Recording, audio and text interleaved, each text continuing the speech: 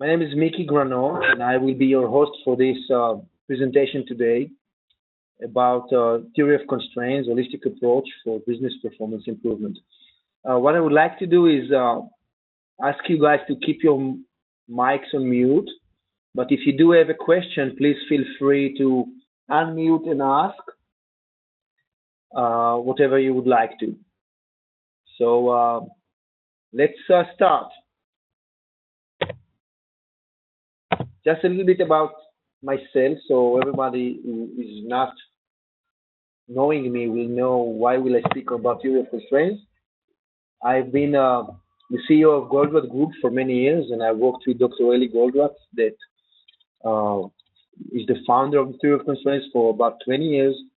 His key responsibility to developing the body of knowledge and disseminating it around the world. Today, I'm a partner with Tefen Management Consulting. Tefen is an international management consulting, more than 30 years of management consulting worldwide,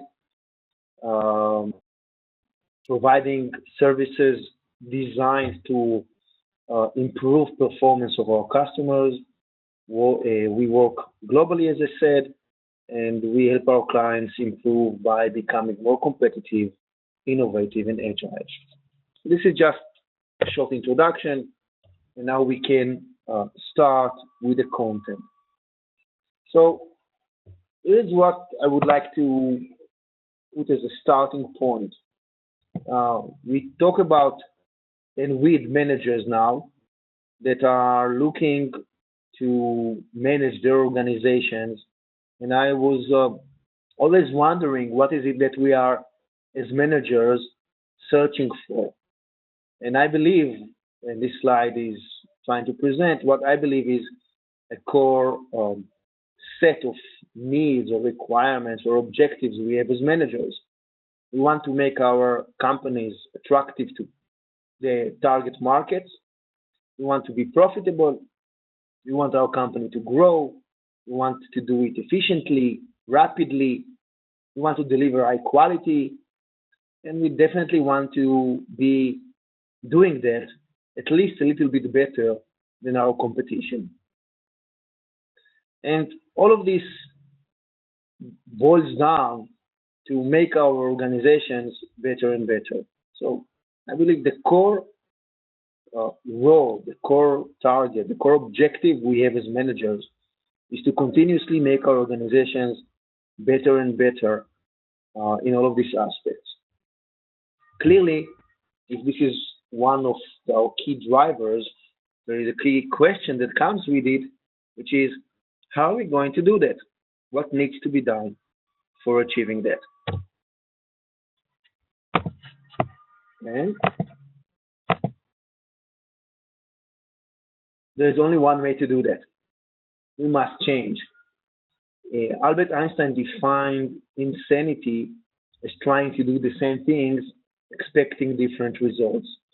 If you want to become better and better, meaning we want to get different results, we must do at least some things differently. But this is also where the challenge lies. I think everyone would agree that it is impossible to improve without changing. So change is a necessary condition for improvement.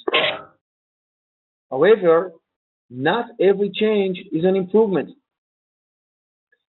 And it is quite common, if you look around, you will see a lot of evidence to that change programs do not deliver the expected results.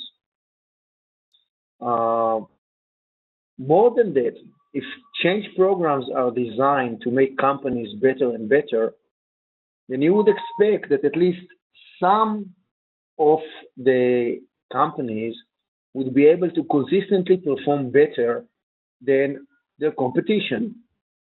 But largely, if you compare performance of companies in a given industry on a long enough period of time, not 1 quarter or 1 year, but 10, 15, 20 years, you will find out that they grow or shrink on any key performance indicator, plus or minus exactly the same as everyone else.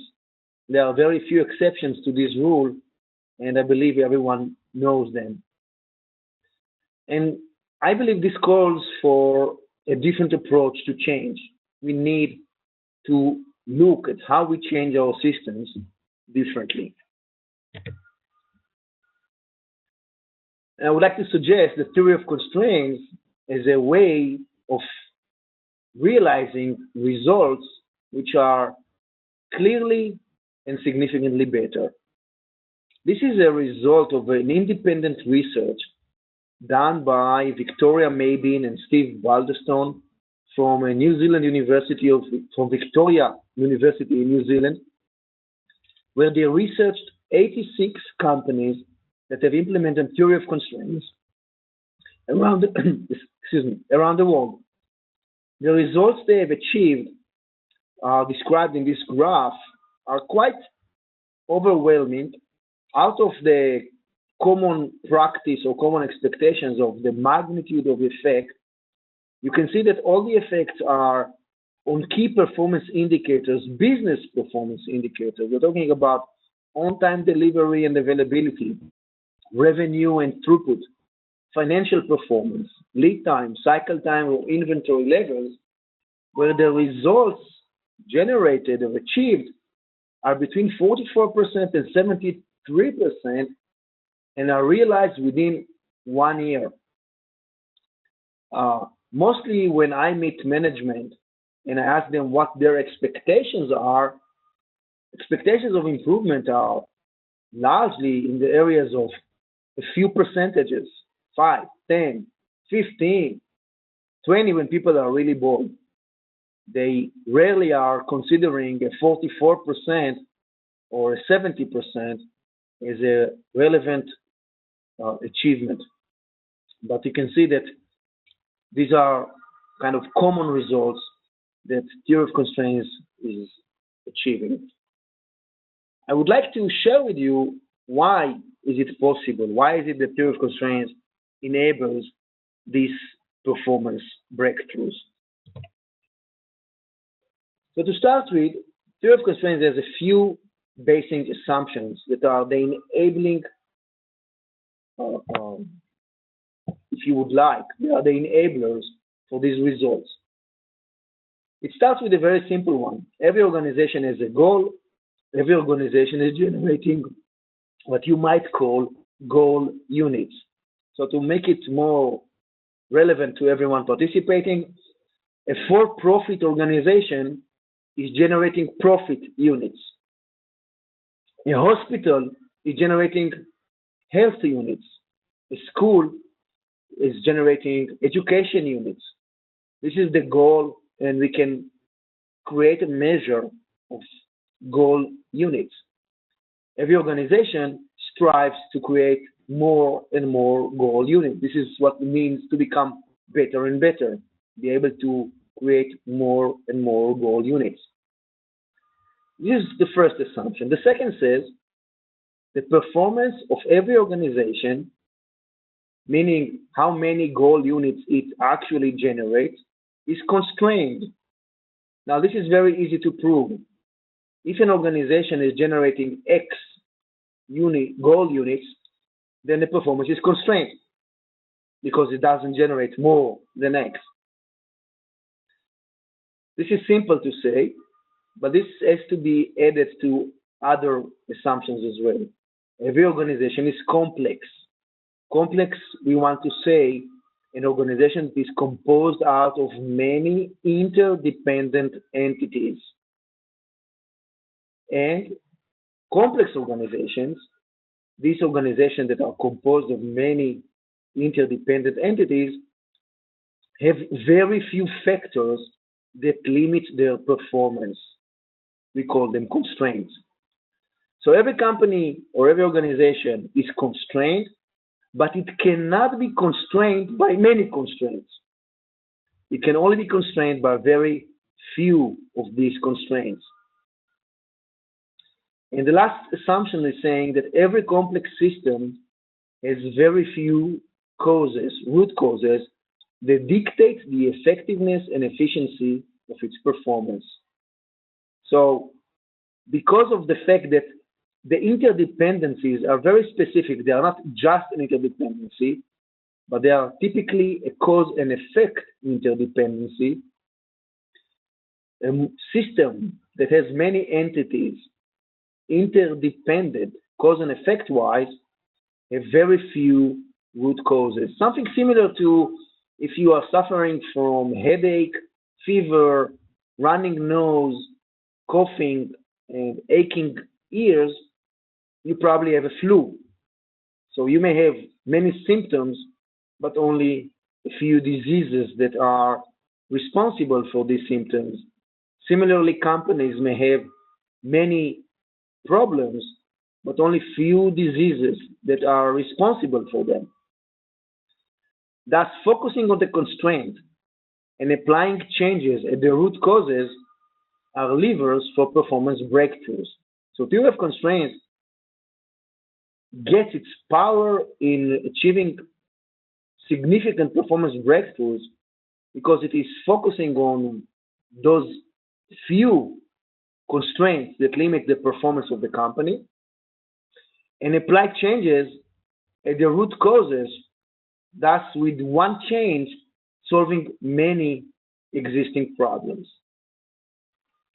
Now let's see how it is boiling down into a coherent practical process.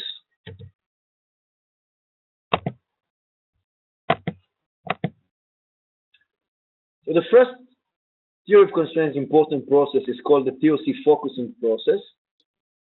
And it stands to reason that if you accept that every system is constrained, the first step in any good management process would be know where your constraints are.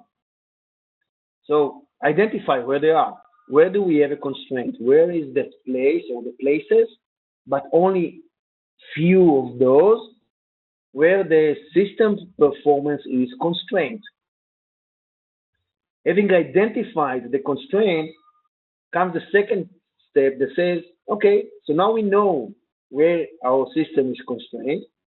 How can we squeeze the maximum performance out of this constraint? This is to say that the most cost-effective way to improve performance is to use the existing infrastructure, existing costs, for delivering more goal units.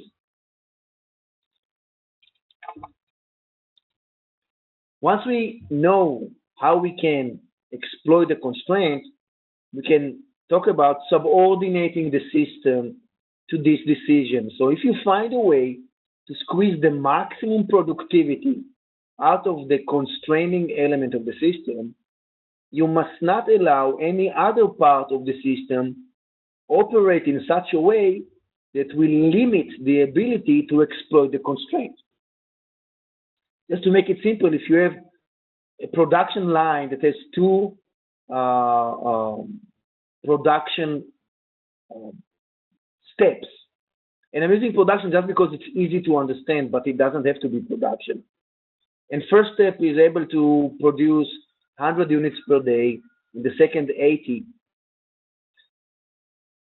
You do not want the first one to send every day 100 units to the second, because the second cannot process them. And it will definitely lead to the fact that we cannot exploit the capacity of the second step. So this is kind of a simple demonstration of a subordination rule. Once the system has a means to exploit the constraint, and the rest of the system subordinates, the system performance improves. It generates more goal units with the same infrastructure. And it will get to the point where we cannot squeeze more goal units from what is constraining the system. And therefore, we will need to elevate the constraint. bring these parts to make more goal units, which in turn may move the constraint to a new location and mandate that the process will be repeated. So this is one process. This goes hand in hand with the second process, which is the TOC Change Process. The TOC Change Process is answering three fundamental questions. What to change, which is what is the root cause, not all the problems we have, but what is the disease that is underlying all of these problems.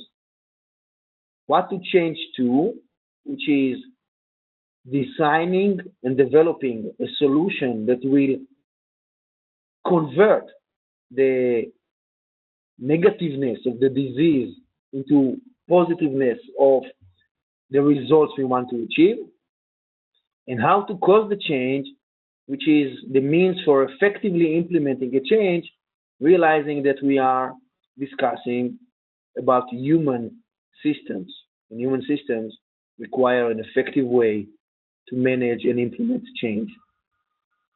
So there is a full set of theory of constraints tools designed to answer each one of these questions. Now let me demonstrate how the whole process works. The first is to identify the constraint. Constraint can be internal or external. Internal constraint means that we do not have sufficient capacity to respond to all external demand placed upon the company. An external constraint means that we have capacity which is greater than the demand.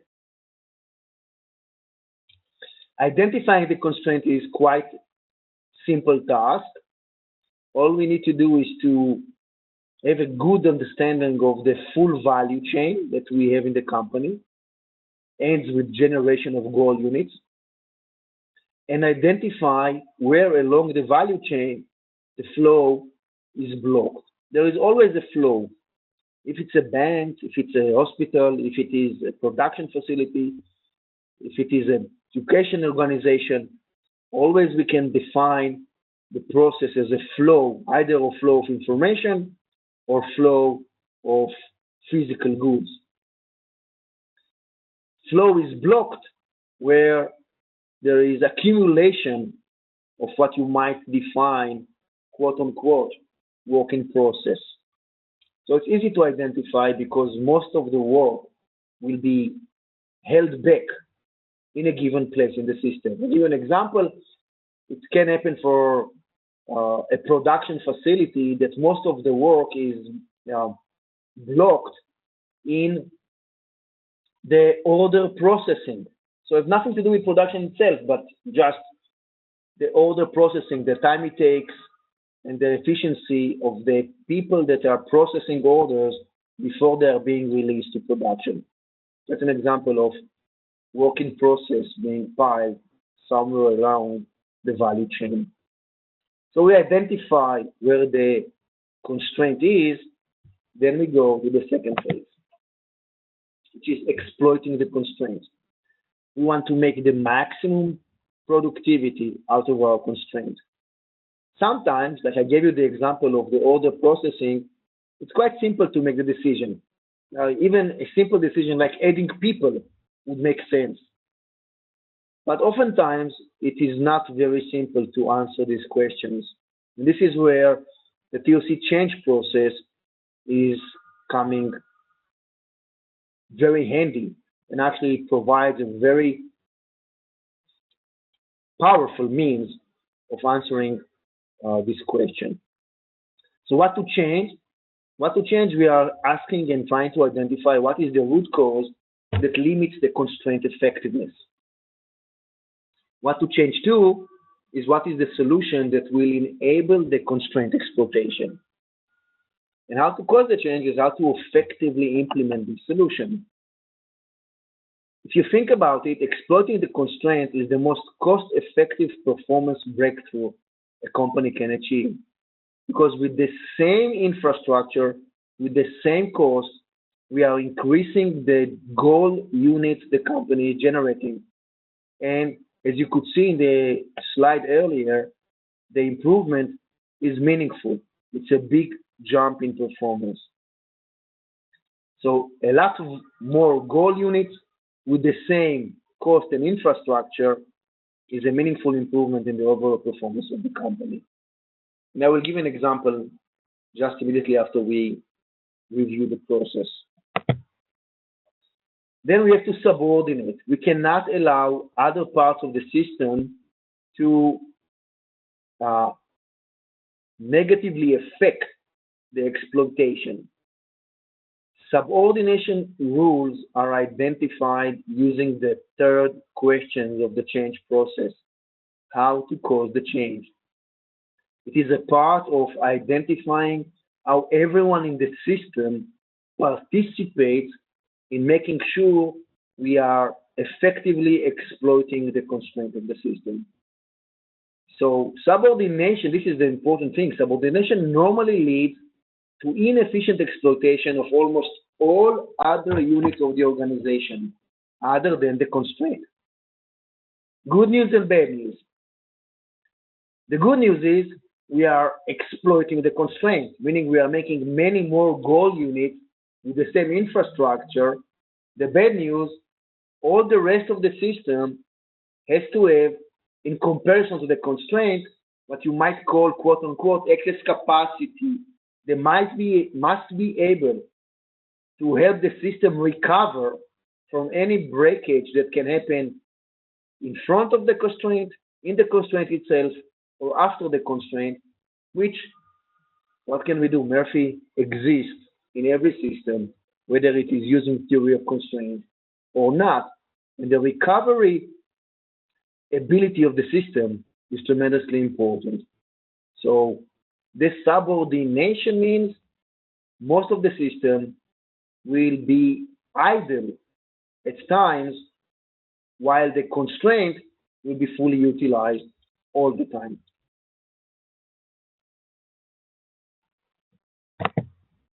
Elevation is simple. Elevation is adding capability or capacity to the current constraint so it can generate more goal units.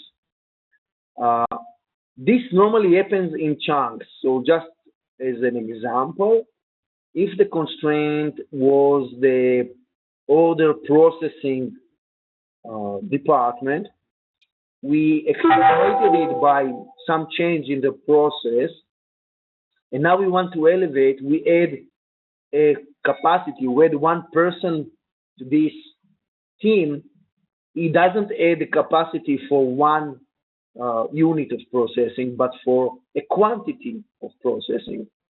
If the if the constraint was a machine, and we buy a new machine, the new machine increases the capacity of the system by a quantity, not by a unit, by a big quantity. So it's very important because this will explain why it is very likely that the constraint will now move when the capacity of this constraint is growing in a very meaningful way. What is important to remember is elevation should only be considered after exploitation, keeping cost and investment under control. And lastly, is this recommendation to go back to step one. So logically, if the constraint moves to a new place, it stands to reason that all of the process needs to be repeated. How to exploit the new constraint, subordinate the whole system to the new decision, then elevate, then repeat. However, it can be very uncomfortable to keep changing the focus of the company. So instead of going back to step one all the time, when we enter into a system, the current constraint is given. It's already there, whether we like it or not. We will have to do the process, identify it. We will have to decide how to exploit it. We will have to subordinate the rest of the system to this decision, and we may or may not need to elevate it. However, we can design the system so that after the constraint moves, it will move to a desired location. to a place that makes sense for us, that the constraint will be strategically placed. And thereafter, keep it in that place. So we never have to go back to step one. So we go back to step one, but only once. In the second time, we keep the constraint in the same place. Just to make it understandable, if we have a company that is a production company and that has high variation in the mix of products, and this high variation in the mix of product creates a phenomena that is called as a wandering bottleneck. The bottleneck moves as the mix is changing. It doesn't make sense to have a constraint in the production. It stands to reason that it is better to locate strategically the constraint in the market, meaning always have more capacity than demand. And this can be thereafter sustained. So keeping the constraint in a chosen location rather than a result one is the infrastructure for a coherent, consistent, and highly effective continuous improvement process.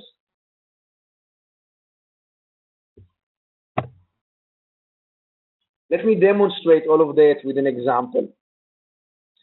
There's a company that is a steel pipe producer in India, $250 million sales per year, $2 million profits, one production facility, about 2,000 employees. So when we first entered the company, the constraint was pretty clear. It was internal. The company had about 6 months of backlogged orders with a promised lead time of 2 months and actual lead time of 6. The company was experiencing severe problems financially and in the market. Plant was working 24 hours a day, 7 days a week. As clearly noticeable, the constraint is internal. Company has 5 lines, average line utilization less than 60%. So, constraint was internal. We identified that the utilization was very low, and we identified what to change, that the poor line utilization is primarily due to line shutdowns. Line is not working. Lines were shut down due to either breakage, doing setup, or correcting quality problems. Usually these quality problems were a result of poor setup. To understand the sensitivity of this plant to uptime of the machinery, the COO of the company was having in his pocket a plan of each one of the 5 lines, production plan, which was done on an 8-week rolling horizon based on the minute of the day. So actually, every line had a minute-by-minute plan for the next 8 weeks. And every time this plan had a problem, whatever time of the day or night, the COO was notified so he can participate in trying to solve the problem. So the company was very sensitive. Nevertheless, more than 40% of the time, lines were down, and they were down randomly. So whenever the line was not operating, was just happening to them. So we decided as a core solution, if the line is not working 40% of the time randomly, why not shut it down in a planned manner? So we decided that we will shut down the lines for a night shift. The night shift is shorter than the other shift, so it's only 6 hours. We decided that in the night shift, we will do setups and we will do maintenance. And the lines would work throughout the other 2 shifts of the day. The result was that the line utilization reached 75%, and the backlog was fully eliminated within 3 months. This was the first round. Just one thing achieved from better exploiting the constraint.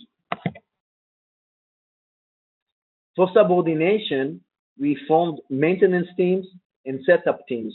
So there were actually setup teams that were trained to do the setup, and they would prepare the setup throughout the night. Maintenance would do the maintenance, and maintenance teams were always an emergency call throughout the day shift, because even if you do a very good job at night shift, it doesn't mean there are no breakages or problems throughout the day. We needed the line to recover rapidly. As we said, 75% utilization and elimination of backlog within 3 months. Then we did elevation. Elevation was installation of a new line. This was already decided before our project, so the process was in place, but this new line joined with this new procedure in place of one shift not working per day. And once it was installed, we went back to step one. Step one, we decided that we want to keep the constraint in the market. Again, meaning always have more production capacity than demand. In what to change, so that the company will have the confidence that the excess capacity is not wasted. The fear is that if you have capacity which is greater than the market, if sales are not growing, this capacity is costly and is not generating value. The company therefore needed to ensure it can continuously grow the desired demand from the market. And this is why we decided to change the market proposition. What it was changed to? We created a value proposition that was based on lead time and reliability. So the common lead time in the market is 2 months. We have defined a new proposition in the market. A regular lead time of 2 months, an expedited lead time of 1 month, and a super expedited lead time of 2 weeks. And of course, it was linked to a commitment of reliability. The difference between the 3 proposals was price, basically. The 2 months was on regular prices.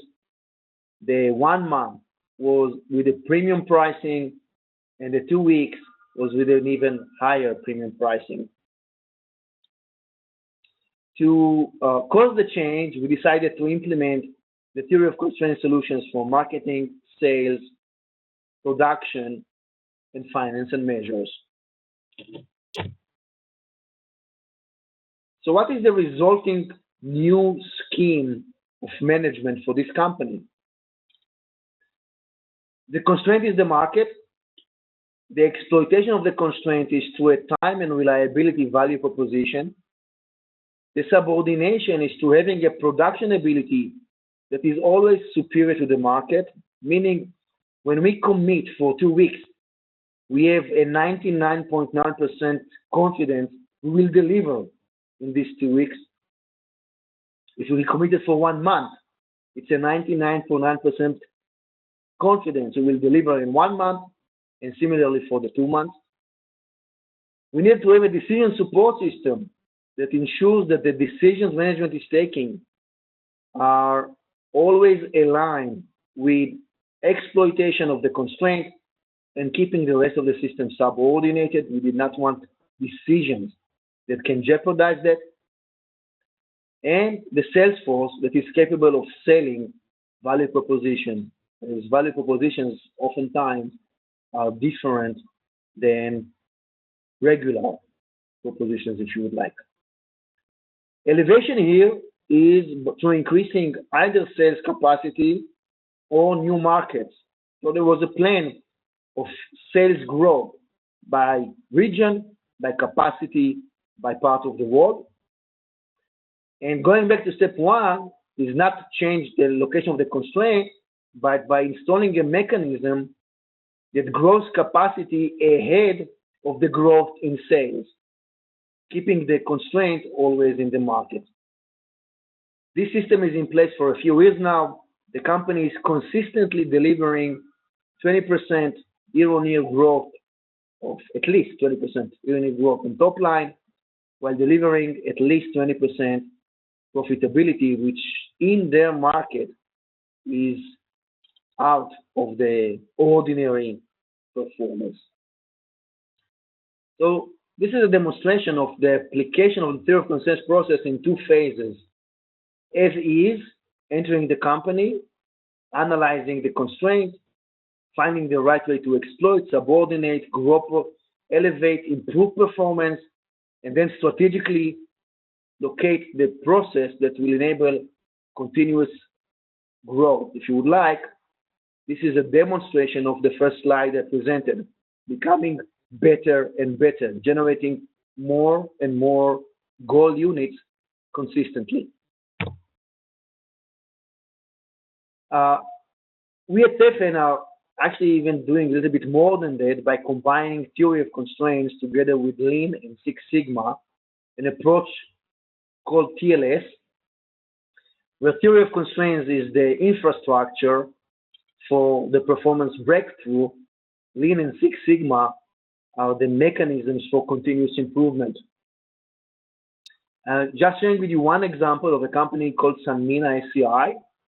It's a well-known company.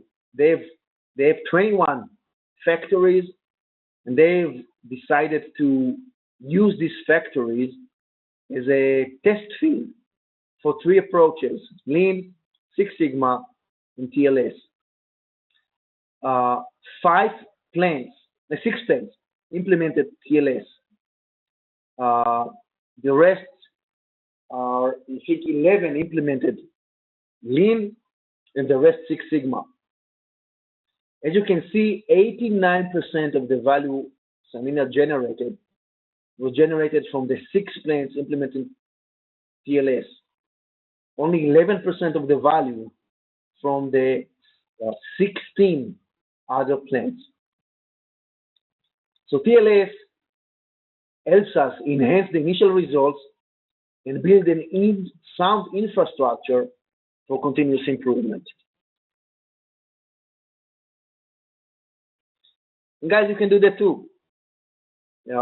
What is required and to evaluate how much you can achieve is if you get your CEO to approve, you will make a short visit to your company, do some interviews with some key functions, collect some data, and then we will invite the CEO to meet us where we can present to him our findings and recommendations. This we will do only based on the fact that he is approving that. Thank you all for participating. And you have here my email and my phone number.